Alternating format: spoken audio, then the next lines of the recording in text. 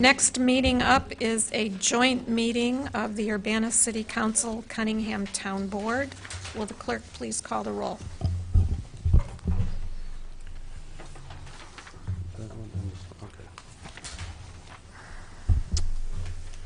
Trustees Brown. Here. And Councilmember Brown. Hazen. Hersey. Here. Jacobson. Here. Miller. Here. Roberts. Here. Wu. Here. Mayor Marlin. Here. Supervisor Chenoweth. Is Wayne sticking around? No. Is there anyone who wishes to address the special joint meeting of the City Council and Town Board?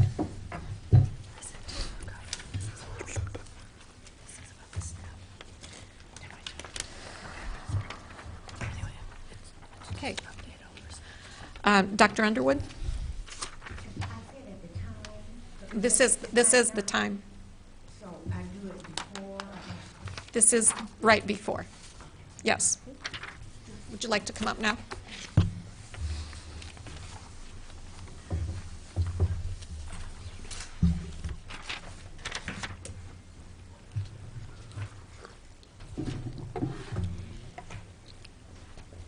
Good, I'm glad they have this because I could not print mine out. I was having a problem with my computer. So this is what y'all had printed online. Is this what you had printed online here? You see? Yeah. Yes. Yeah, this is it. On page 2 here, outreach proposal, where you have Black Ministerial Alliance.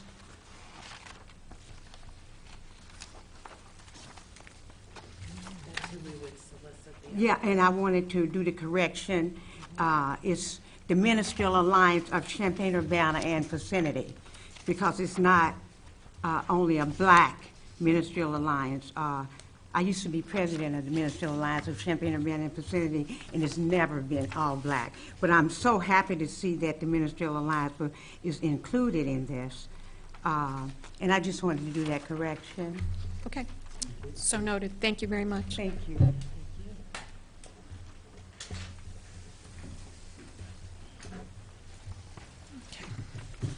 Does anyone else wish to address the Town Board and Urbana City Council? Okay. Next up is a presentation on consolidated social service funding allocations. Good evening. Danielle, Mary Alice, myself, and Alyssa are setting in place the process for this year's consolidated social service funding.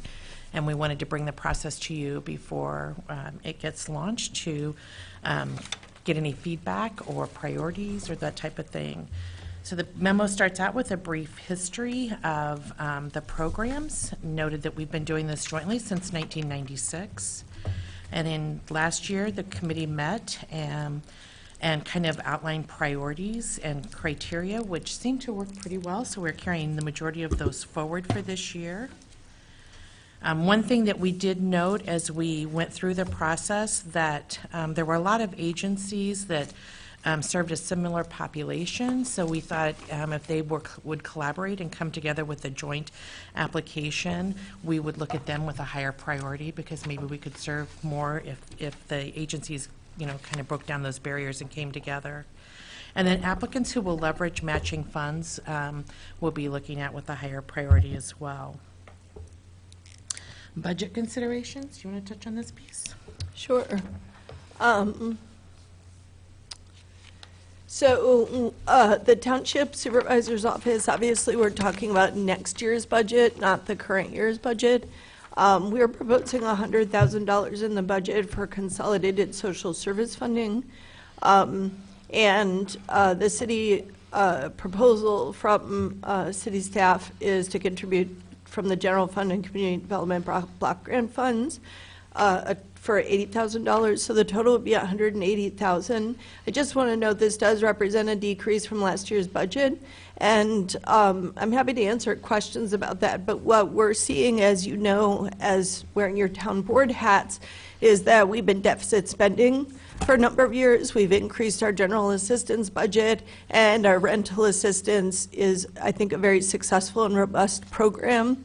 Township, as we develop our strategic plan, is looking to fill various gaps in housing, so we still have inadequate support for the homeless.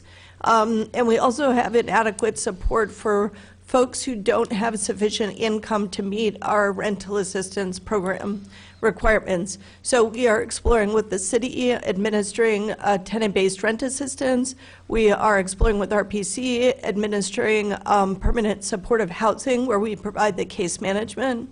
And I'm anticipating some staffing increases if we want to manage those programs and fill that gap. So that essentially when the goal is when someone walks into our office who lives in Urbana, who has an urgent housing need and income qualifies, we're not just picking people with no income or exactly this income, but we're actually able to provide a spectrum of services to house the homeless, as well as to support people with modest incomes, increase those incomes over a couple of years. So as a result, you know, I look at $175,000, which is what we've been spending, and essentially that is multiple staff persons. It's multiple programs at Township that we could launch with those funds, and we feel the need to step back in terms of the social service funding and be able to make sure our core programs and our core needs for Urbana residents are supported. And then to the extent to which Township has additional funds, a grants program I think is totally appropriate and can help to extend our services. But as you know, it's much less targeted in terms of its impact. And it really, I think, is the kind of gravy on top of what the Township's core programs are. So the timeline we structured, it runs similarly to what it did last year, only we backed it up 1 month. And we did that so that it could be in step with the consolidated plan and the annual action planning process that the grants division is going through right now, so that hopefully when the consolidated plan is adopted by council, these programs will be a part of it and adopted as well. Our outreach proposal is similar to last year. I think we had a broad distribution list and hit everyone. Thank you very much for the correction. So we will do outreach again this year like we did last year. I didn't hear any complaints of somebody who said they felt like they'd missed the funding go round. So I feel like it was pretty broad. And then finally, and I think Danielle and I both can speak to this piece of it, we had set aside money from last year for rapid response funds, and we've been trying to determine the best way to design that program, but yet keep it targeted towards rapid response, but yet not make it so cumbersome, like on my end of the deal where I would have to, amend a consolidated plan, which can take, 6 to 8 weeks. That's not really a very rapid response. So as I write our consolidated plan this time around, keeping that in mind, that we need to have that flexibility built in to be able to respond to quick needs. Danielle and I have talked about this, and I have asked that when a need comes forward, we just look at it together jointly, because there may be ways that the city can participate, maybe not necessarily with general funds, maybe there's ways that we can do it with our federal funds, maybe there's private grants or foundations that I'm aware of that we could write grants together to help serve the needs of the residents of Urbana. So did I hit all our points? Yeah, I think so. I did want to just point out, I was hoping, I sent out a memo to you. I just want to cover one of the questions on the table for you today in this meeting is areas of priority. As you will see in page 1 of the memo that Sheila distributed is evaluation criteria. So in addition to filling gaps, prioritizing township program participants, meeting material needs, tangible benefits, there are 5 areas listed in the program assessment. I just want to name them here. And then I want to speak to one of those in particular. and encourage you as a partner to help me and Township think through how to address that. So the 5 are homelessness and housing insecurity, and accessible and affordable housing opportunities. So housing, paths to employment, harm and discrimination against vulnerable populations, immigrant rights groups may be here, groups working against discrimination. So the 3rd is that harm and discrimination against vulnerable populations. 4th is specifically around reentry. As we know, we're in the process of, there's moves to decarcerate that will mean more members of our community coming back to the community and being able to support that transition process. And then 5th is, 6, I must have counted wrong. 5th is children and youth safety. And then 6th is food insecurity. So housing, employment, discrimination against vulnerable populations, reentry, youth, and food insecurity. Those are the 5 areas. The question on the table is that still the 5 that we want to focus on. And in particular, not necessarily to lift this above the others. I know you know that I have pushed the housing issue for a while, and I consider it one of the most deeply felt needs that if you can't meet housing, it's difficult to meet the other needs. But I do want to make you aware, and I only sent this memo out today because I've been trying to work with DHS and our state rep and other folks to try to get more information, and nobody seems to have more information about what this is going to look like in the state of Illinois. So what I can share, as you probably know, is that the Trump administration, along with USDA, have now formalized, as of December, work requirements for the recipients of food stamps that would start April 1st. And what that means is that people receiving SNAP who are single and between the ages of, not single, they are childless, and between the ages of 18 and 49, who are not disabled would need to work 20 hours a week to receive their SNAP. So it's very similar to the changes in TANF. This was actually a Clinton administration change, but states found a workaround by providing exemptions. And so basically the Trump administration is removing those exemptions and not allowing the states to have the rights to provide those exemptions.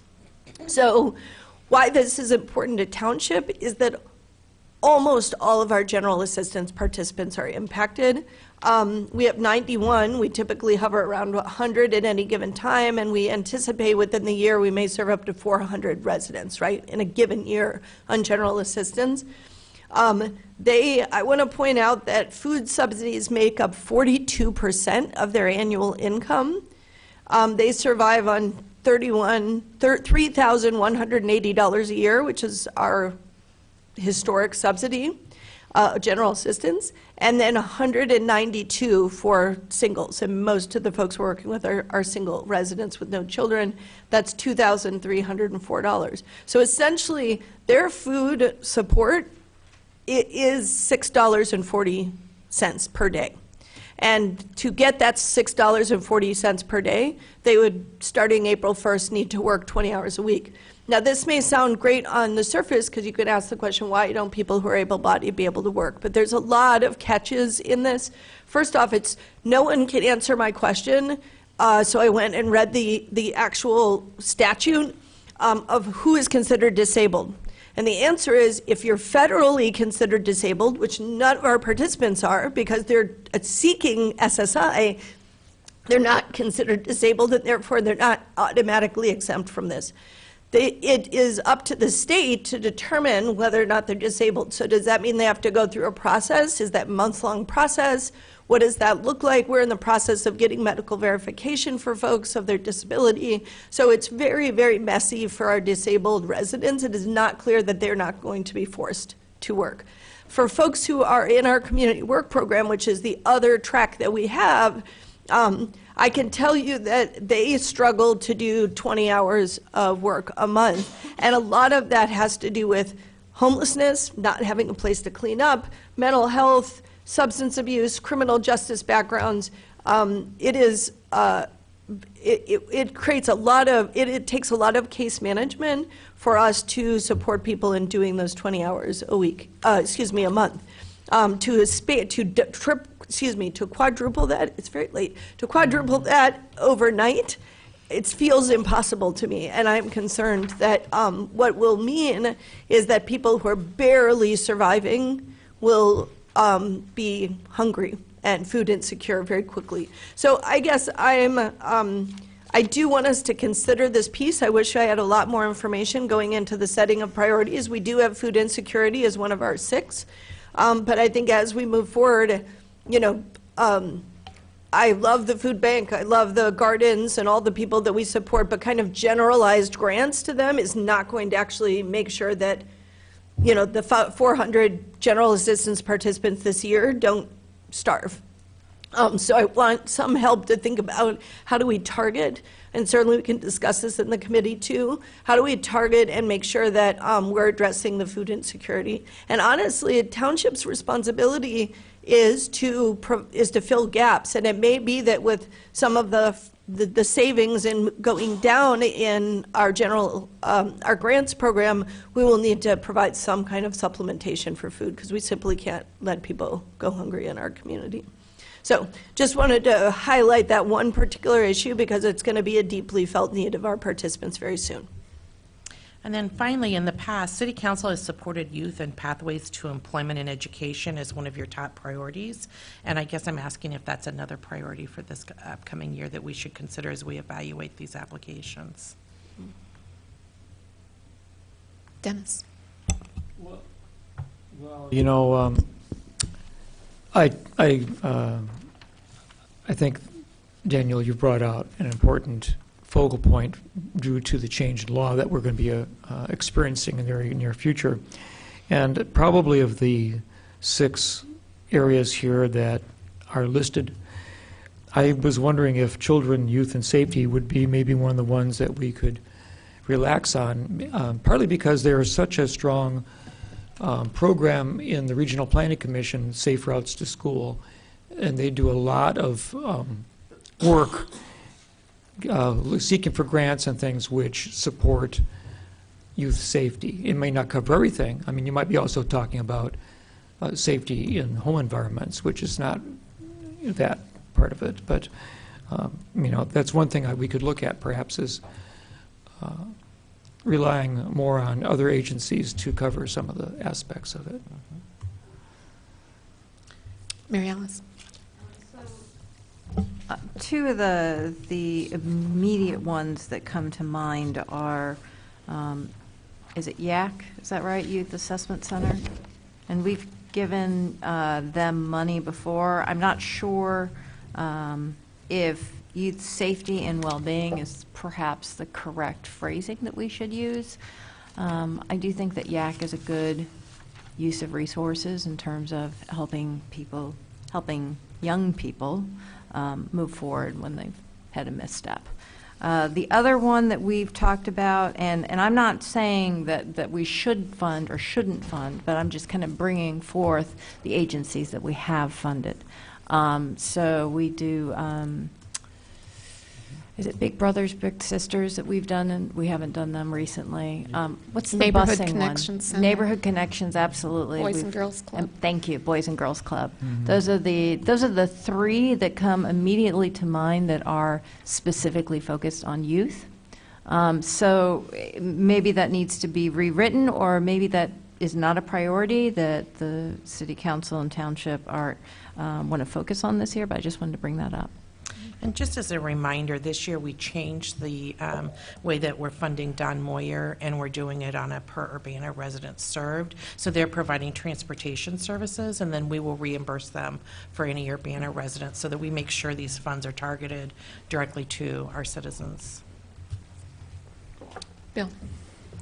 Yeah, I know Urbana Neighborhood Connections is a popular program, and we've always funded them pretty substantially in the past. It seems like it would be a big hit to them to lose that. I think you mentioned in your memo, I don't see it in front of me right now, but that you might have data to support some decisions. Do you have any data on youth employment in Urbana over the summer or anything like that compared to other areas? I do not. Do you have anything on youth employment? What I have is, since we do run an employment program, and this is not specific to youth, is that the dollars that come into our community to support employment and pathways to employment are significant. They primarily go through WorkNet and RPC, and they, and generally speaking, if there was one area where I feel like it would make sense for us to pull back is looking at employment broadly, because I feel like WorkNet, you know, for example, our programs, we've not attempted to move into employment services because there is DOORS, Department of Rehabilitation Services, which has robust funding for it, as well as WorkNet and RPC. So speaking with youth employment, I think the issue is the small number of youth that we're able to serve per the dollars. So, you know, what I'd like to see the community do is to take on discrimination, and I also like to see government agencies play a greater role in supporting area youth during their youth, you know, with seasonal work opportunities. And I know, you know, both the cities and parks have talked about this. So I feel, my opinion is that social service funding to fund youth employment opportunities is, there's a lot needed that serves a very small number of youth, and that really existing employers that are doing seasonal work really need to step up to the plate and play that role to fund that need through their existing budgets. Also attached to your memo was the funding that was given out in this community through a variety of agencies, through what they call the local funders group. And you'll notice on average it's about $6 million a year that goes out to various programs. And I felt that was important to share with you guys because you really struggle trying to serve, and we have this little tiny pot of money and you want to try to help everybody. And I wanted you to understand that there's a lot of money that's going out through this community in a variety of places. Mental Health Board, United Way of Champaign County, the Community Foundation of East Central Illinois, the City of Champaign. A lot of us within the social service programs, we serve across Wright Street. And so I'm glad to see that, and I think youth employment programs, a lot of that is covered in some of these other agencies. I don't know what they'll do next year, you know, because it's like with you guys, everybody sets their priorities, but. Go ahead. Just the, yeah, that was really helpful to have that, especially the Community Foundation. I didn't have that list before. I have looked at the Mental Health Board funding before. I just have to emphasize that Urbana Neighborhood Connection Center is 100% Urbana students and residents served, and that's one of the few that we've ever funded that can claim 100%. So I really want to take a look at that, and I'd personally like to keep that on our list. But if you have, you know, I haven't visited there in a while, so if there's something I don't know that that you want to raise, that's fine too. No, I think one thing that was implemented last year was this fee for service for Urbana residents, and we launched it with things that were easily identifiable, you know, like Meals on Wheels. You know, if they could show that they'd actually delivered to an Urbana residents, we would reimburse them for that.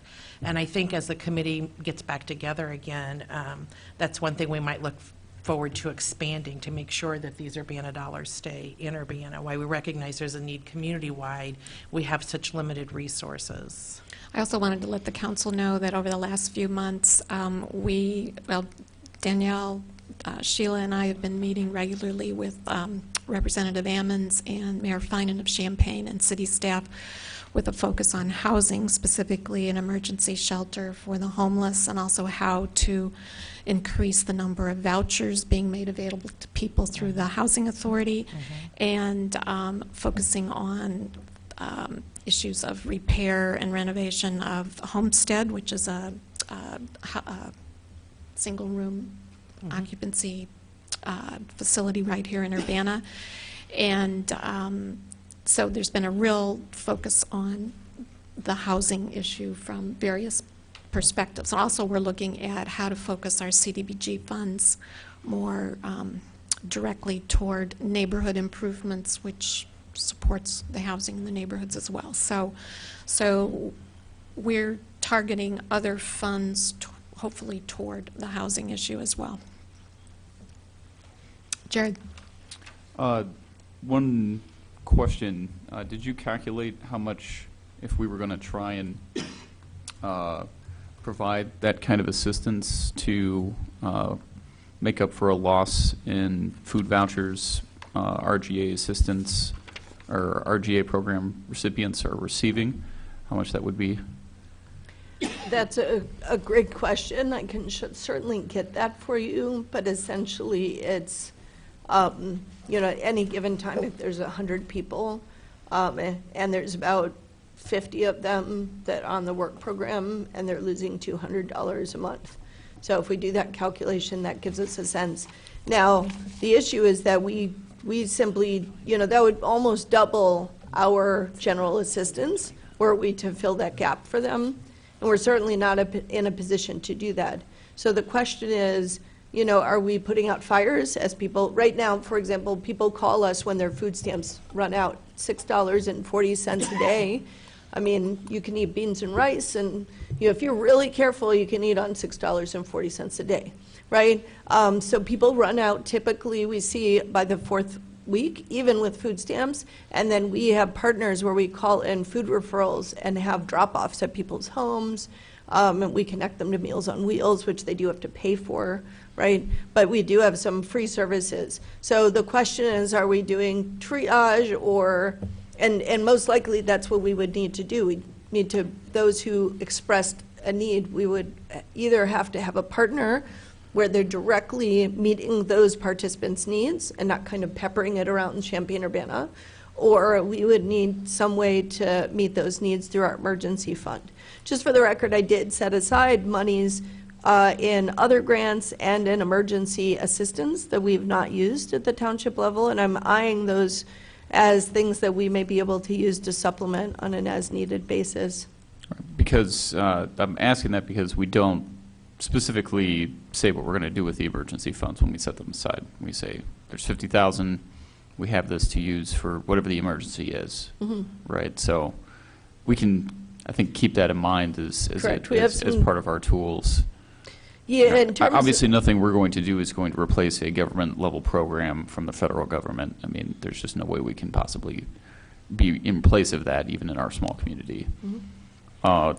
Shift subject, real quickly. I didn't see our awards from last year in this, and I know we're not probably at that stage yet. Sheila, do you recall what we gave to the Youth Assessment Center last year? I think it was 5,000, is that right, Alyssa? 4,000 to 5,000. We have the annual report done that we can just email to you and then make it available on the city's website to show where we're at this far in the year and how the funds were utilized. One thing we did not capture this past year that I think we're going to ask for in this next round of applications is how they use the money to leverage other funds. So I think that's important for us as a community to know that if we're giving them $5,000, but that $5,000 gives them access to an additional $20,000, that's pretty big to That's that important. agency. Sure. Yeah, and we just haven't asked for that information in the past, so we will moving forward. And I know I'm always bringing this up in every committee that I'm on, but in particular with this, I know you guys are asking for our thoughts on this, but I feel like I don't have the tools in front of me to really be offering useful advice.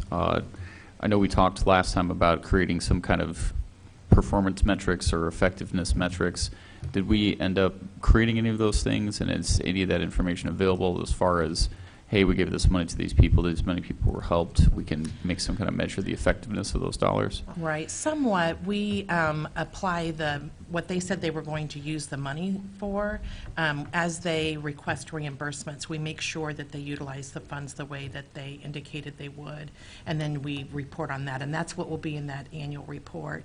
So that's why setting these priorities are important, because Danielle's group, the township, kind of uses them to fill gaps that they're not able to provide.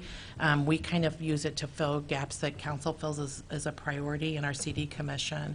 And so that will help agencies as they apply know where to target their applications and the priority of that.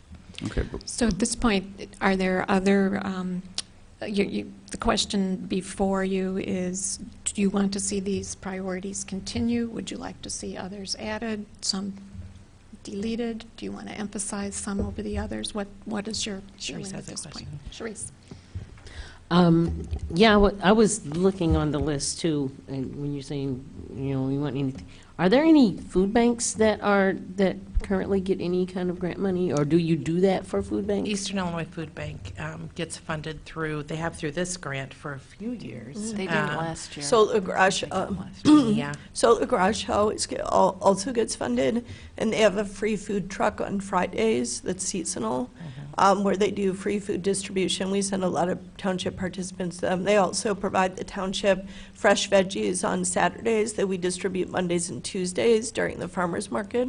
Okay. So that's been helpful as well. And I believe there's, we used to support Wesley Food Bank, but they didn't apply last year. Okay, I was just wondering because you were talking about food insecurity, and I've done the beans and rice. But, yeah, it can be, so I was wondering if food banks got any money to step in, you know, to be able to fill that gap as well, rather than a particular entity actually buying groceries for somebody, or like you said, you have to pay for Meals on Wheels. And I know that there are a lot of non-perishable foods in the food bank that a person can make, can get some pretty good meals with from, if possible. So it's nice to know that there are some food banks on this list as well, Yeah. or at least food security entities. Okay. Mary Alice? I will say that one of the barriers that we have right now with food banks, funding food banks, is that a lot of them will not keep track of the income amount. And so because of that, we don't usually give them high consideration because we want to fund people who are, who are extreme, don't have any funds. I don't know if because of the situation that we have right now, if we want to not necessarily waive that, but take that into consideration for food banks that are distributing in Urbana, like physically located in Urbana, because generally speaking, people going to food banks don't have enough money to buy food. So I just want to throw that out there as one of the reasons why some of the food banks don't even apply. Well, I was thinking in terms of, because of these new regulations that are coming up, where people are, Danielle was saying, you know, how difficult it is for some people to even do 20 hours a month, let alone 20 hours a week. And they're going to be, that's going to increase the number of people that will need food.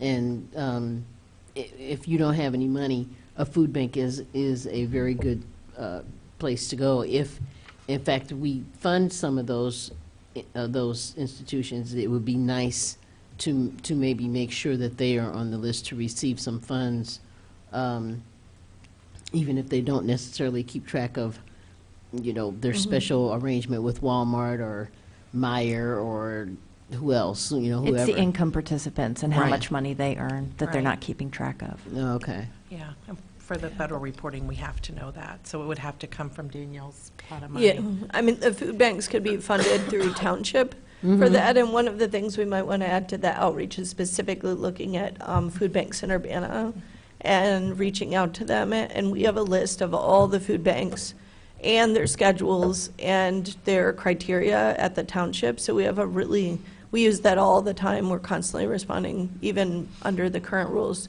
for food insecurity requests.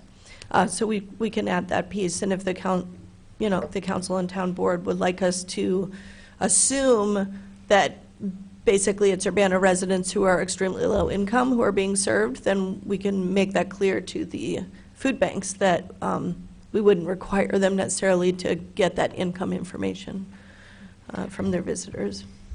Well, it sounds like the committee is recommending adding criteria that emphasizes collaboration, leveraging funds, and then is there a consensus that you're happy with the 6 priority areas? Eric? I'm happy with those areas. I'm wondering if we should, I'm looking at the calendar and wondering if we should push our decision-making back a little bit. I mean, it's now going on in April.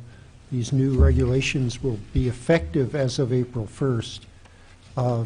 Probably sometime like, you know, a little later, May 1st or so. we would really have a much better idea of the actual impact. This is the unfortunate issue, is that we need to release the application in a timely manner, basically this month. So we wouldn't be able to release the application after the April 1st. I think we should assume that food insecurity is going to be a major issue in our community, because everything points to that, and we haven't seen any message from the state otherwise. I'm only talking about pushing back our decision-making process. Oh, I see. After we receive the applications, so that we can consider the actual funding, the actual grants, in the context of how big this other issue is going to be. Right. If possible, I'd like to keep it in line with the consolidated plan and the annual action plan calendar and process, keeping in mind that as we move forward, this USDA and federal rule is not going to be news to any of our agencies applying, and I'm sure they're already thinking through the impact that that would have on them. Plus, if we see that it's having a bigger impact on our community than we kind of anticipate, we also have those rapid response dollars that we could come back in, August, September, saying, hey, this is a much bigger impact than we realized on that. So, most of the agencies operate on a July 1 through June 30, so it's really helpful to them to know that they have this funds coming. To push off the decision-making can be harmful to them sometimes, and especially if they're leveraging other dollars. They need to have that commitment from us so that they can use it in other grant applications. I should correct myself, that's actually the 10 priorities that are on the front page here, the assessment criteria. Yeah, Bill, there's- you had a question? Yeah, just for clarification, in your memo, you said required to work at least 20 hours a week. Is it 20 hours a week or 20 hours a month For SNAP, it will be 20 hours a week. a week? And then later it says 20 hours a month somewhere. What was that? for? 20 hours a month is what the general assistance requirements are. And that's what it currently is. It's 20, and it will change to Okay. 24 February 1st. Okay, I see, thanks. Is there any other information council members need or would like to have? Jared? Sheila, can you send me the Youth Assessment Center application from last year when you're sending that stuff? Thanks. Mary Ellen? Mary Alice? The other item that hasn't explicitly been talked about is the two financial pieces. And so last year, we had done the 4,000 was the minimum that people could apply for, and the second piece is the amount of social service funding that we would be committing towards this year. So 4,000 would be the minimum grant, and then 100,000 from Township, and is it 75 from the city or 80? 80. It's 80 from the city. So that, to me, we did the priorities, we did the process. That's the third piece there. Thoughts? What was it last year, 200? 225 total. 225? It was 225, although we did do some set-asides at the end, so I think it ended up being closer to like 213. Gotcha. And we had 800,000 in requests, so there's going to be a big demand. So I think the clearer we can make what our priorities are, the easier it'll be for the agencies to focus their funding request. How did we come up with our 100 and our 80?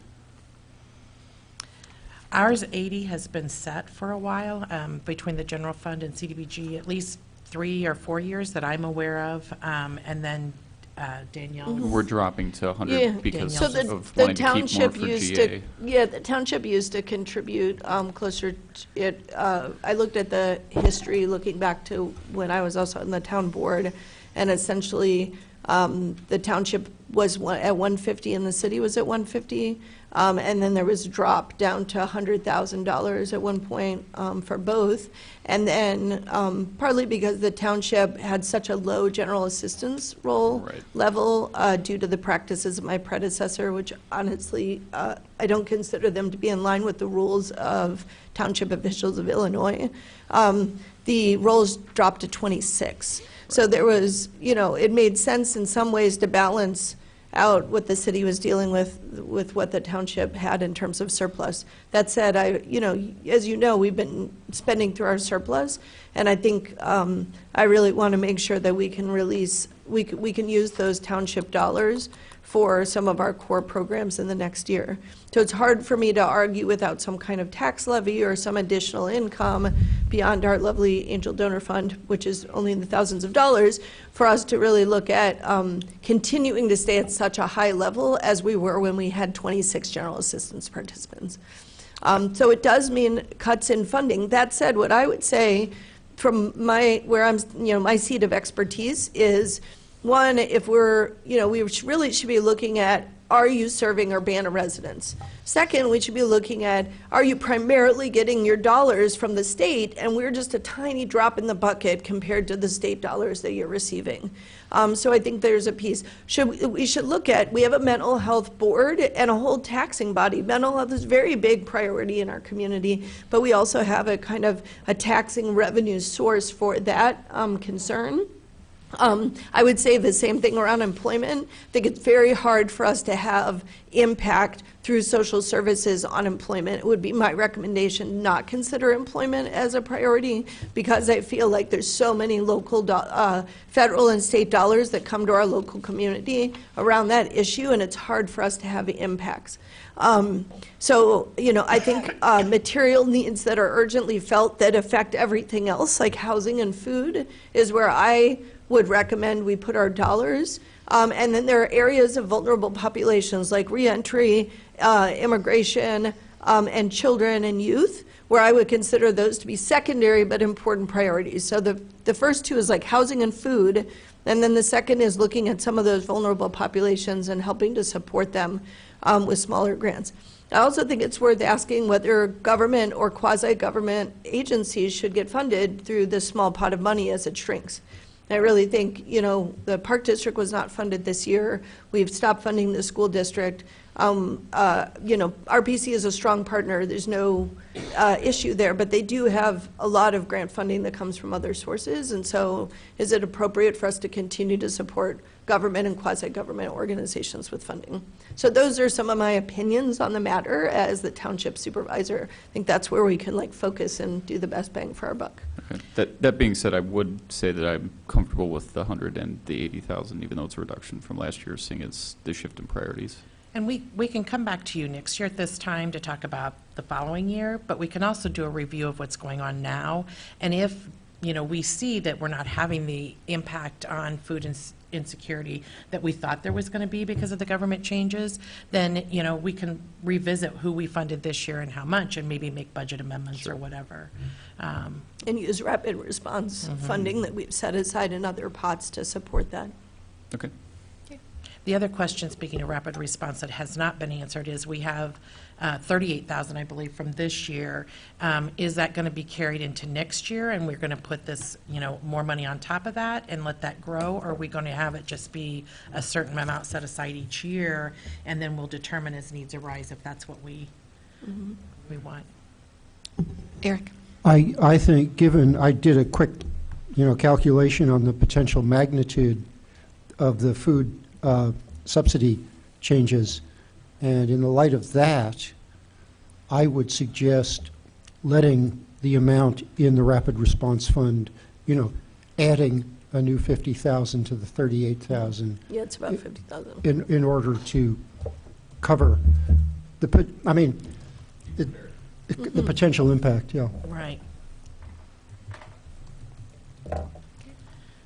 So 50,000 on top of the 180. On top of the carryover. Yeah. Carryover. Okay. So the 50,000, just to be clear, comes from something outside of the 180, or is it? It's from the 180, so we only have 130,000 instead of 220,000 from last year. Is that right? Did I do the numbers Wow. right? Oh, we had 38 left over, so we had like 190 something that we distributed. I heard Eric say that we should set aside was it an additional or within? Yeah, because if you take this $190 a month and multiply it by how many months there are in a year and by how many people are potentially impacted in the worst case, the money's going to go pretty fast. So that's an addition. Yeah, right. Different. So that makes a total of $218,000 for next year. If you're adding the 38 from this year to the 180 that we're proposing. Is that right? Is that Right. what you're wanting? Yes, that's my intention. And there's different programs and processes. So the Consolidated Social Service Fund grants has this particular process that we have before you with the committee, and with the rapid response grants, essentially, we don't disperse any contracts without town board approval, if it's township money, or city or administrative approval, depending on what level it's at. So I think that I would fold this into the budget conversation you're mentioning around the timing, Eric. And I think when we get into the budget conversation for Township, certainly I'll have a lot more information about what it's going to look like, and whether or not, in addition to including this in a priority and supporting food banks in Urbana, we could look at if we need to do an additional allocation. So what I'm hearing is thinking about that as a kind of set aside in the 2021 budget that the town board would be going through, and I think it's a really good idea. All right. Thank you for providing direction. Thanks so much. Thank you, Mary Alice, for serving on this. Yeah, Mary Alice is great. The partnership has really been stellar between the city and the township, so I just want to thank the staff and Mary Alice for your participation.